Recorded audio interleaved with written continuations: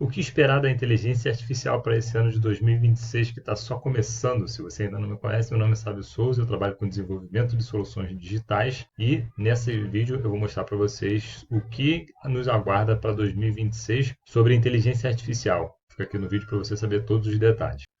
Vamos lá, vamos começar com a primeira tendência para 2026, são os multiagentes. Quem me acompanha sabe que eu tenho falado sobre... Comecei falando sobre os assistentes de inteligência artificial em 2024 e 2025 teve um avanço para tratar dos agentes de inteligência artificial, um desenvolvimento e um avanço natural da aplicação da inteligência artificial no dia a dia, seja para o empreendedor, que é para você o público que eu estou falando, a grande maioria das pessoas que me acompanham aqui são empreendedores, sejam para grandes empresas, ou no dia a dia das pessoas, do cidadão comum, teve essa evolução. A gente começou lidando com o ChatGPT, trocando ideia, trocando mensagens ali como se fosse uma conversa, um chat mesmo. Depois teve um avanço para os assistentes, a gente conseguiu configurar, e eu tenho vários vídeos aqui no meu canal, se você ainda não sabe, segue aqui para ver os vídeos onde eu mostro assistentes de inteligência artificial para diferentes finalidades. Um dos assistentes mais acessados são assistentes para a área contábil, especificamente para fazer conciliação de conta corrente.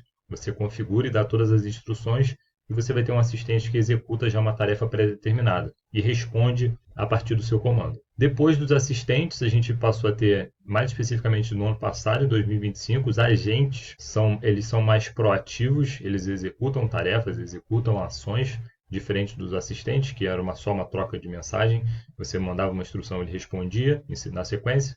Os agentes eles têm a capacidade e podem ter autonomia para fazer um disparo de e-mail, para criar um artigo, criar uma apresentação, se conectar e interagir com outros sistemas, receber informação de outros sistemas ou mandar informação para outros sistemas. Então eles são mais autônomos, podem ser proativos e eles conseguem executar tarefas. É um avanço. Agora, para 2026, a expectativa é de que os multi-agentes apareçam e para que eles funcionem, a gente tem aqui a necessidade de ter uma orquestração desses agentes.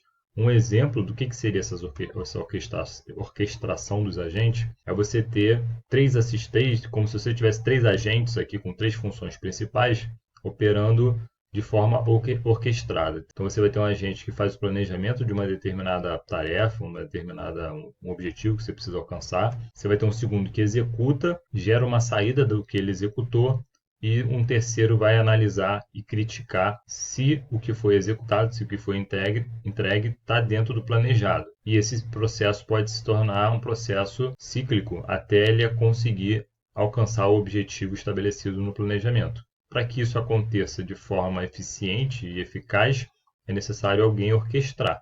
Alguém vai ter que definir ali o processo, definir as etapas, o que é executado em qual momento, como é que é feito o retorno, a avaliação do crítico, o crítico responde a quem, o planejador responde a quem, quais sistemas são executados, quais as ferramentas são envolvidas. Então você vai ter uma necessidade de fazer uma orquestração para que esses multi-agentes funcionem e trabalhem corretamente, de forma eficiente. Seguindo com outra tendência para 2026, as IAs ganhando corpo e sentidos. O que seriam esse corpo e sentidos? Começando pelo corpo, a gente tem já ouvido falar bastante sobre os robôs, sobre os humanoides. São máquinas que têm uma semelhança com os humanos, mas que são máquinas e têm inteligência artificial embutida dentro delas, que seriam os humanoides. A grosso modo, explicando o que seriam esses humanoides. Então, cada vez mais a gente vai ver e vão existir humanoides operando em diferentes contextos.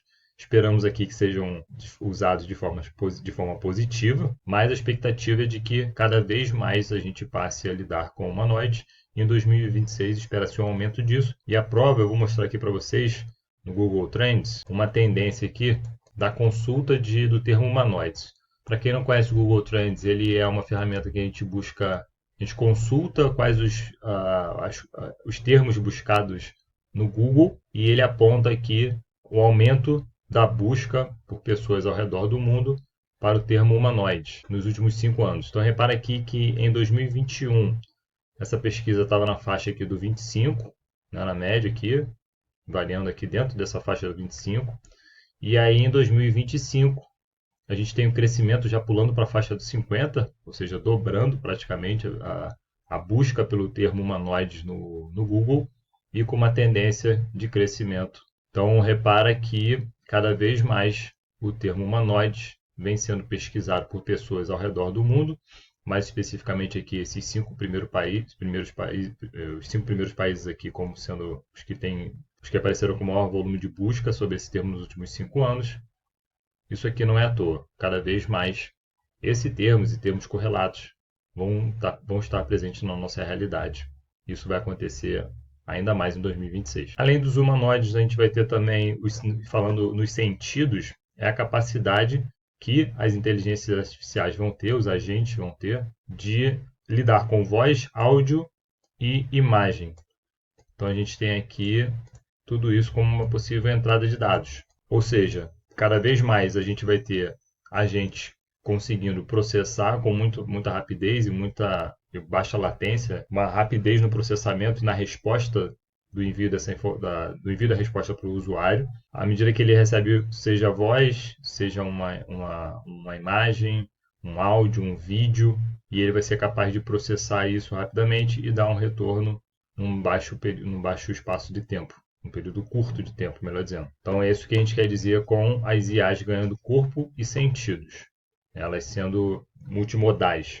Elas podem lidar com diferentes estruturas de dados. Isso vai aumentar em 2026. Vamos para a terceira tendência, que é a transparência, regulação e verificabilidade. Com destaque para essa verificabilidade, eu vou falar o que é. Na Europa já existe um AI Act, né, a lei de inteligência artificial, já desde 2023, se não me engano, que ela foi criada, sendo que em 2025 praticamente todos os requisitos se tornam obrigatórios. Quando você tem uma lei muito grande que tem um impacto relevante, geralmente você tem um prazo, as empresas, o governo, o cidadão tem um período para se adaptar para aquelas exigências, para cumprir com aquelas exigências da lei. Isso vai acontecer ao longo do ano de 2026. Aqui, na verdade, agosto de 2026, a gente vai ter ali um prazo, chega o prazo para que as empresas, órgãos governamentais, enfim, tenham que implementar diversas obrigatoriedades que a lei traz.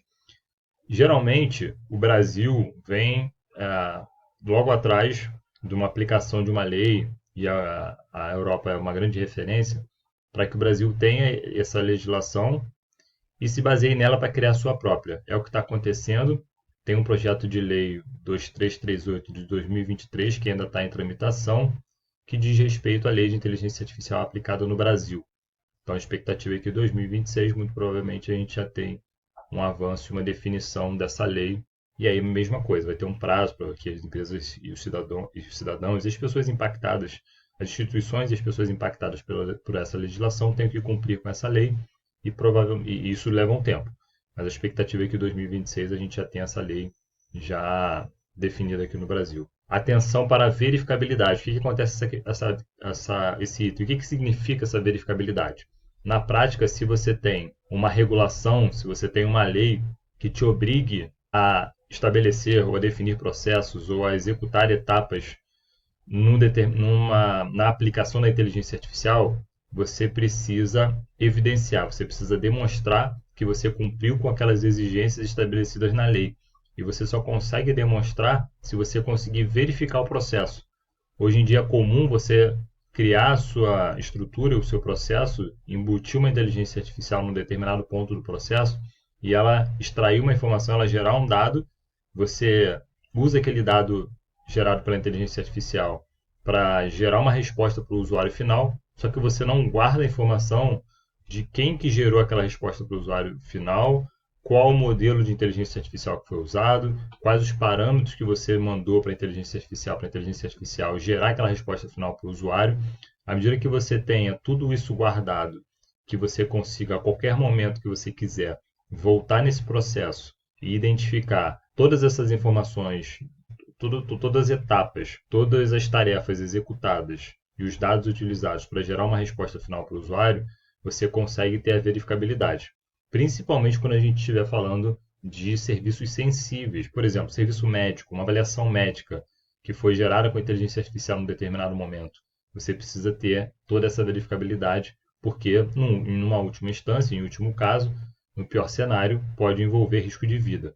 Então, vai ser necessário ter essa necessidade da verificabilidade nas etapas que envolvem inteligência artificial, e isso vai aumentar.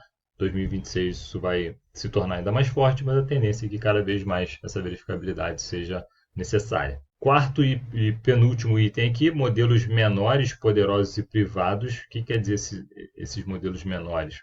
Tem um termo mais técnico que se chama Small Language Models, que são os modelos de linguagens pequenos.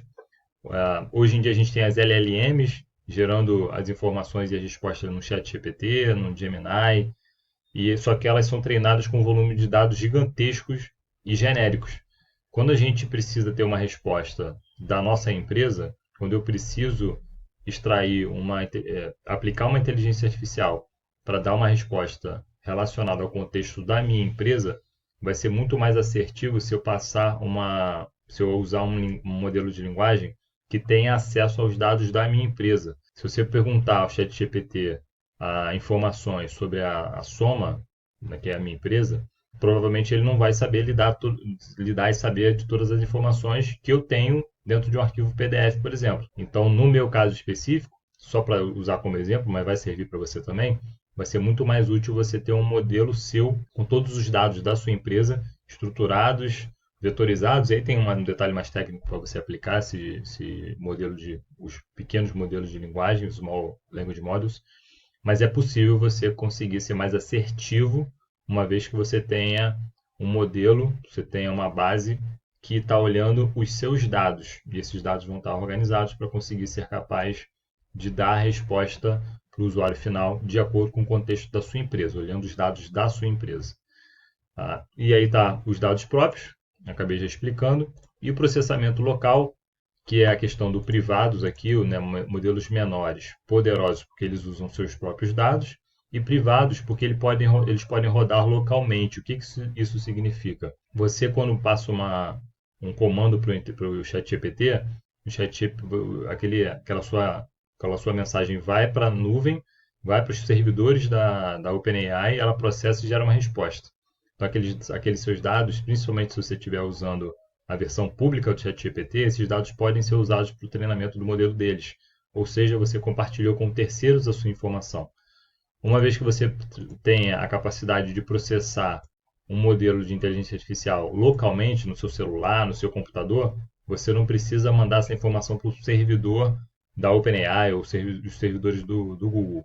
Você consegue rodar isso na sua máquina sem ter a necessidade de compartilhar essa informação com terceiros. É isso que quer dizer esse processamento local, que torna os dados privados e acaba gerando esse ganho para você que vai no futuro, e essa expectativa para 2026, ser capaz de rodar inteligências artificiais no seu próprio dispositivo, seja no celular ou no computador. Por fim, computação híbrida e quântica, que é o processamento quântico. Já existem computadores, e acho que, se não me engano, a IBM está na dianteira desse processo, que é ter processadores que rodam, processadores quânticos que têm uma maior capacidade de processamento, conseguem fazer cálculos muito complexos em questões de segundos, e com isso, áreas da medicina, áreas do setor financeiro podem ter um ganho de eficiência, uma vez que eles conseguem, que esse computador vai ser capaz de processar informações e fazer cálculos muito complexos, muito rapidamente, acelerando vários processos, como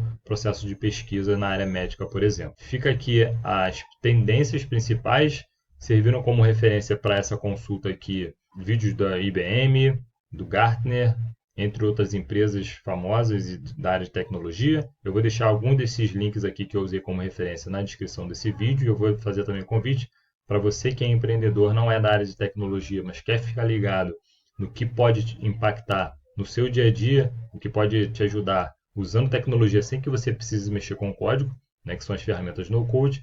Entra no meu grupo do WhatsApp, que o link está aqui na descrição desse vídeo, para você acompanhar novidades, receber notícias, receber os vídeos que eu gravo aqui em primeira mão, trocar informações, mandar suas perguntas lá nesse grupo exclusivo do WhatsApp, que é só para as pessoas que querem saber sobre tecnologia e não são técnicos. Na sua grande maioria, empreendedores que não são técnicos, não são desenvolvedores, não são da área de TI, mas entendem a importância de ficar ligado no que rola na tecnologia. Obrigado por ter chegado até aqui. Se você curtiu esse vídeo, deixe o seu like. Se você quer saber mais novidades, acompanhe o canal e assine o canal. E se você acha que esse conteúdo pode ser útil para outras pessoas, compartilhe com seus amigos, seus familiares, seus parentes. Um abraço e até o próximo vídeo.